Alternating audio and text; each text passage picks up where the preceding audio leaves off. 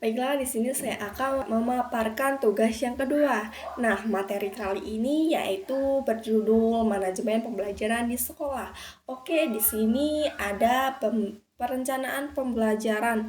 Apa sih perencanaan pembelajaran itu? Nah, pengertian dari perencanaan pembelajaran menurut para ahli yaitu Majid adalah menyusun langkah-langkah yang akan dilaksanakan untuk mencapai tujuan yang telah ditentukan. Nah, perencanaan tersebut dapat disusun berdasarkan kebutuhan dalam jangka waktu tertentu sesuai dengan keinginan pembuat perencanaan. Maksudnya, di sini kita dapat menyusun langkah-langkahnya dahulu dengan memuat hal yaitu menetapkan apa yang ingin kita lakukan, kapan dan bagaimana cara kita melakukannya. Nah, jadi perencanaan dapat kita artikan sebagai sebuah atau sesuatu proses dalam memecahkan masalah dengan mempersiapkan langkah-langkahnya secara sistematis dan dilakukan untuk mencapai tujuan tertentu.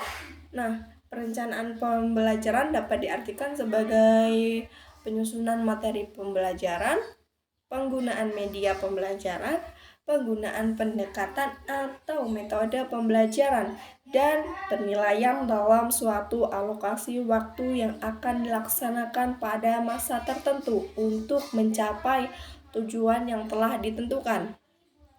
Nah, berdasarkan pemaparan materi yang saya jelaskan, dapat disimpulkan bahwa perencanaan pembelajaran merupakan proses awal dalam menetapkan proses yang akan kita laksanakan sebagai proses penetapan, penyusunan keputusan penyelenggaraan pembelajaran yang akan kita laksanakan demi tercapainya tujuan pembelajaran. Nah, materi selanjutnya yaitu pengorganisasian pembelajaran. Apa sih yang dimaksud dengan pengorganisasian pembelajaran? Nah, pengorganisasian pembelajaran adalah cara satuan pendidikan mengatur pembelajaran muatan kurikulum dalam rentan waktu. Pengorganisasian ini dapat juga mengatur beban belajar dalam struktur kurikulum, muatan atau konsep pengetahuan, dan kompetensi dalam CV fase fondasi, area belajar, pengetahuan, waktu belajar, serta proses pembelajaran. Nah, di sini ada tahapan-tahapan pengorganisasian. Yang pertama yaitu tentukan struktur kurikulum atau intellectual project penguatan profil belajar Pancasila dan ekstrakurikuler. Yang kedua yaitu tentukan pengelompokan mata pelajar atau tema pembelajaran dalam 1 tahun. Yang ketiga yaitu pemuatan jam pembelajaran untuk 1 tahun ajaran atau pemetaan waktu tema intra dan P5. Yang keempat yaitu program tahunan dan kalender akademik sekolah. Yang kelima yaitu pemetaan muatan pembelajaran dalam semester atau per minggu. Yang keenam yaitu jadwal pembelajaran untuk masing-masing tingkat. Yang ketujuh yaitu refleksi dan evaluasi pembuatan jadwal. Nah, selanjutnya yaitu pelaksanaan pembelajaran. Biasanya dalam pelaksanaan pembelajaran, guru telah menyiapkan beberapa tahap pelaksanaan pembelajaran. Nah, tahapan pertama yaitu kegiatan awal. Kegiatan ini biasanya pembuka pelajaran atau kegiatan yang dilakukan oleh guru untuk menciptakan suasana pembelajaran yang memungkinkan peserta didik siap secara mental untuk mengikuti kegiatan pembelajaran. Nah, dalam pembukaan pelajaran, biasanya guru membuka dengan salam dan presensi peserta didik dan menanyakan tentang materi sebelumnya. Nah, tahapan yang kedua yaitu kegiatan inti. Penyampaian materi pembelajaran merupakan inti dari suatu proses pelaksanaan pembelajaran. Dalam penyampaian materi, guru menyampaikan materi berurutan dari materi yang paling mudah terlebih dahulu untuk memaksimalkan penerimaan peserta didik terhadap materi yang disampaikan guru.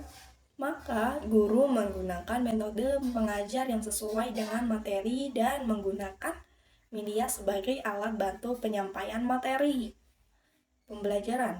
Nah, tujuan penyampaian materi pembelajaran yang pertama yaitu membantu peserta didik memahami dengan jelas semua permasalahan dalam kegiatan pembelajaran. Yang kedua yaitu membantu peserta didik untuk memahami suatu konsep atau dalil yang melibatkan peserta didik memahami tingkat pemahaman peserta didik dalam menerapkan pembelajaran.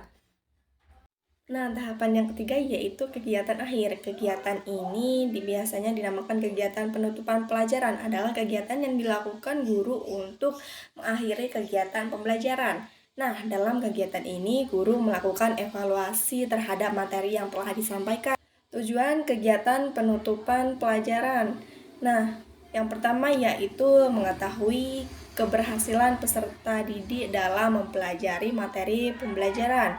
Yang kedua yaitu mengetahui tingkat keberhasilan guru dalam melaksanakan kegiatan pembelajaran. Nah, yang ketiga yaitu membuat rantai kompetensi antara materi sekarang dengan materi yang akan datang. Nah, berdasarkan penjelasan mengenai pelaksanaan pembelajaran, dapat disimpulkan bahwa pelaksanaan pembelajaran merupakan proses kegiatan belajar mengajar yang juga berperan dalam menentukan keberhasilan pembelajaran peserta didik. Nah, pelaksanaan pembelajaran adalah proses yang di dalamnya terdapat kegiatan interaksi antara guru dan peserta didik, dan kemudian komunikasi timbal balik antara secara langsung dalam situasi edukasi untuk mencapai tujuan belajar. Terakhir yaitu pelaksanaan evaluasi pembelajaran. Nah, pentingnya evaluasi pembelajaran, maka kita harus menyiapkan tahapan evaluasi dari hasil pembelajaran peserta didik dengan sebaik-baiknya. Nah, tahapan evaluasi apa saja dan bagaimana menentukan langkah-langkah untuk melakukan evaluasi program pembelajaran oleh guru. Yang pertama itu perencanaan. Nah, pada tahap perencanaan atau persiapan ini, kita harus terlebih dahulu mengetahui tujuan pembelajaran dan bagaimana pembelajaran tersebut berdampak baik bagi peserta didik. Nah, pada tahap evaluasi pembelajaran ini, kita harus menyesuaikan antara tujuan evaluasi dan tujuan pembelajaran yang kita ingin capai. Nah, yang kedua yaitu periksa KKTP untuk mengetahui seberapa keberhasilannya pembelajaran. Periksa kembali kriteria ketercapaian tujuan pembelajaran. Yang ketiga yaitu pembuktian. Salah satu contoh evaluasi pembelajaran yang telah disebutkan sebelumnya adalah tes sumatif. Namun, sebenarnya kita bisa menggunakan penilaian sumatif atau formatif. Nah, yang keempat yaitu analisis hasil evaluasi. Sasaran evaluasi pembelajaran sejatinya adalah proses pembelajaran itu sendiri. Dari sebuah teknik evaluasi pembelajaran yang diterapkan, entah itu diskusi kelas, tes lisan, tes tulisan, atau lainnya, kita memang bisa merumuskan bahwa hasil pembelajaran peserta didik. Namun, dari teknik evaluasi pembelajaran yang sama, kita juga bisa mengetahui ternyata media pembelajaran yang kita gunakan kurang efektif. Misalnya ya, analisis yang mendalam atau hasil evaluasi pembelajaran dapat memberikan kita konsepsi mengapa satu siswa berhasil sedangkan siswa yang lainnya gagal dalam proses belajar. Yang kelima yaitu konklusi dan rekomendasi terakhir. Bagaimana langkah-langkah tindak lanjut hasil evaluasi program pembelajaran apabila media pembelajaran yang kurang tepat, misalnya kita dapat menggantinya. Jika ada perbedaan capaian pembelajaran signifikan antara satu siswa dengan siswa yang lainnya, mungkin kita dapat mencoba strategi pembelajaran yang baru. Pada pokoknya, tahap evaluasi pembelajaran yang terakhir ini harus fokus pada proses perbaikan pembelajaran yang berkesinambungan dengan media yang lain.